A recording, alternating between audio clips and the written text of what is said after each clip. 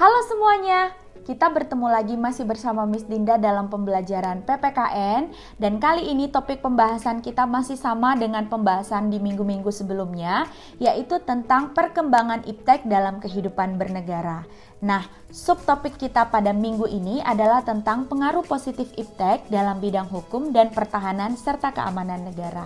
Pastikan kalian tetap menyaksikan video ini sampai selesai, karena di akhir video Miss akan menjelaskan tentang tugas keterampilan. Jadi silakan disimak sampai habis ya videonya. Jangan lupa buat rangkuman catatan berdasarkan setiap video yang sudah kalian saksikan. Langsung saja kita masuk ke poin pembahasan kita untuk pertemuan kali ini, yaitu tentang perkembangan iptek dalam kehidupan bernegara, khususnya dampak positif iptek dalam bidang hukum atau aspek hukum dan pertahanan serta keamanan. Nah, ilmu pengetahuan dan teknologi ini pada dasarnya berpengaruh positif terhadap aspek hukum di Indonesia. Salah satu pengaruhnya adalah pemanfaatan teknologi untuk memecahkan suatu kasus. Teknologi digunakan untuk mencari bukti ataupun mencari informasi terkait setiap kasus yang tengah terjadi sebagai bukti untuk menyelidiki suatu tindakan kasus tersebut benar-benar terjadi atau tidak, dan pada akhirnya nanti dapat dipertanggungjawabkan dalam sebuah persidangan pengadilan. Pada dasarnya, konsep tentang pengaruh positif iptek dalam bidang hukum, pertahanan, dan keamanan negara merupakan suatu keterkaitan yang saling berhubungan, dalam artian bahwa penegakan hukum yang terjadi atau yang dilakukan di Indonesia pada dasarnya bertujuan untuk meningkatkan pertahanan serta keamanan di negara Indonesia. Nah, dalam hal ini, konsep ataupun konteks pemanfaatan iptek atau pengembangan iptek dalam bidang hukum dan pertahanan dan keamanan juga sangat mempengaruhi sistem hukum yang ada di Indonesia. Berikut adalah dampak positif iptek dari pertahanan dan keamanan di bidang hukum. Antara lain adalah sebagai berikut. Yang pertama adalah makin menguatnya supremasi hukum, demokratisasi, dan tuntutan terhadap dilaksanakannya suatu hak asasi manusia.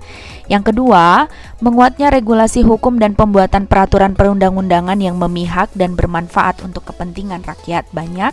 Yang ketiga, makin menguatnya tuntutan atau terhadap tugas-tugas penegak hukum seperti polisi, jaksa, dan hakim yang lebih profesional, transparan, dan dapat dipertanggungjawabkan. Yang keempat, memudahkan masyarakat untuk mengetahui peraturan yang ada sehingga masyarakat lebih mengenal hukum positif di Indonesia.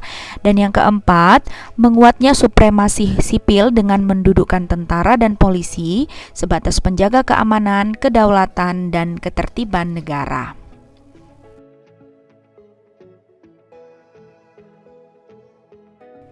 Sehingga pada akhirnya jika hukum juga bersentuhan dengan nilai-nilai keadilan sebagai tujuan hukum yang paling ideal, maka hukum di bidang teknologi multimedia juga tidak boleh melupakan jaminan ditegakkannya atas nilai-nilai ini.